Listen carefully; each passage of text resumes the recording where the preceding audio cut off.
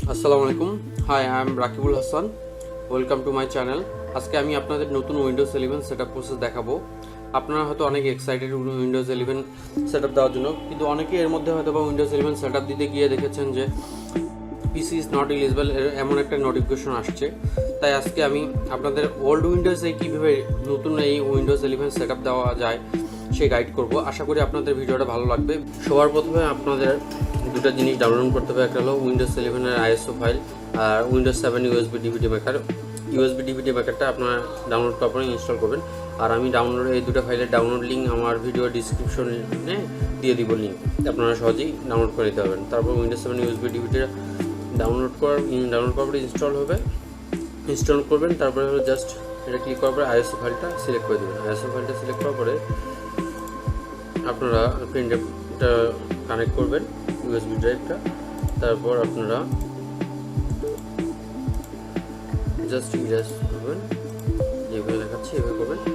তারপরে আপনাদের ফাইলটা অটোমেটিক ইউএসবি উইন্ডোজ 11 ইউএসবি সেটআপের জন্য প্রস্তুত হয়ে যাবে। প্রস্তুত হওয়ার পরে প্রসেসটা দেখাচ্ছি আমি।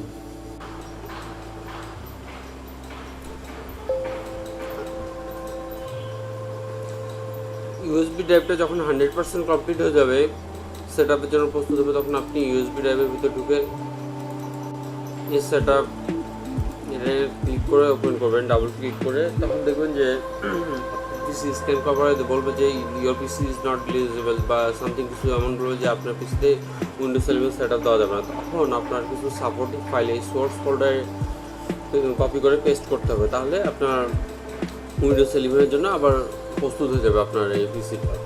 তো প্রথমে আমি আমার ভিডিও ডিসক্রিপশনে একটা লিঙ্ক দিয়ে দেবো, যেখান থেকে আপনারা একটা জিপ ফাইল ডাউনলোড করতে পারবেন। তারপর আনজিপ করার পরে ফাইলগুলো সব সোর্স ফোল্ডারে করতে পারবেন, পেস্ট করে দিতে পারবেন।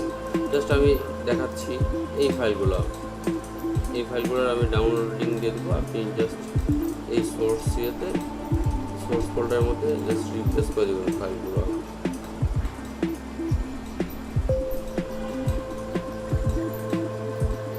আচ্ছা, রিপ্লেস করে দিলাম।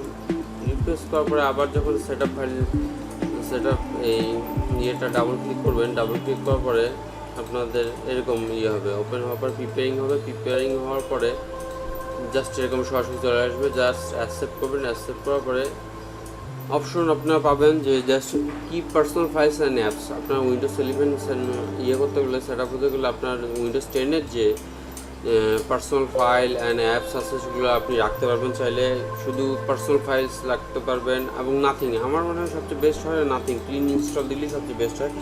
আমি অবশ্য ক্লিন ইনস্টল দিইনি, আমি উইন্ডোজ 10 থেকে জাস্ট অ্যাপ এবং পার্সোনাল ফাইল রেখে এটা করেছি।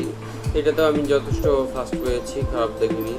জাস্ট এটা আপনার ওকে করার পরে তারপরে দেখবেন যে যখন 100% কমপ্লিট হয়ে গেছে, 100% কমপ্লিট হওয়ার পরে জাস্ট ইউএসবি ড্রাইভটা আপনার আনপ্লাগ করবেন। তারপরে অনেকবার দেখবেন রিস্টার্ট হচ্ছে, সেটা করতে বারবার রিস্টার্ট হওয়ার পরে ফাইনালি আপনাদের উইন্ডোজ 11 ওপেন হয়ে যাবে। উইন্ডোজ 11 লুকটা দেখাচ্ছি, আমার এটাই উইন্ডোজ 11, আমার সেট আপ কমপ্লিট হয়ে গেছে এবং পার্সোনাল ফাইল উইন্ডোজ 10 অ্যাপ সব আছে। আর একটা বিষয় হলো, আপনারা যদি চান উইন্ডোজ 10 আগে উইন্ডোজের যে ফাইলগুলো ডিলিট করতে চাইলে আপনারা জাস্ট সি ড্রাইভে গিয়ে ডিস্ক ক্লিন আপে ক্লিক করার পরে ক্লিন আপ সিস্টেম ফাইলস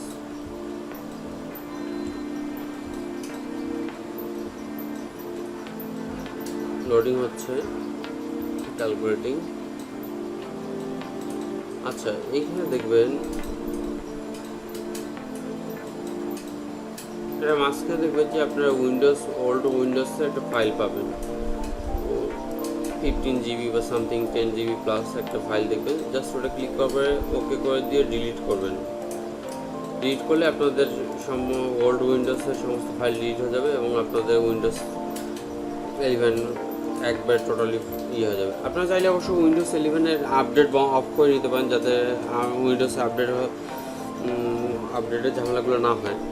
আর সবচেয়ে বড় কথা, আপনাদের উইন্ডোজটা সেট আপ হওয়ার পরে এই দেখেন আপনাদের দেখাচ্ছি, এটা হলো Windows 11 pro version, developer version. আর সবচেয়ে বড় কথা হলো আপনার যদি উইন্ডোজ 10 যদি অ্যাক্টিভেটেড ভার্সন হয়, উইন্ডোজ 11টাও অটোমেটিক অ্যাক্টিভেটেড ভার্সন হবে। দেখেন যে সব কিছু ঠিক আছে উইন্ডোজ 11।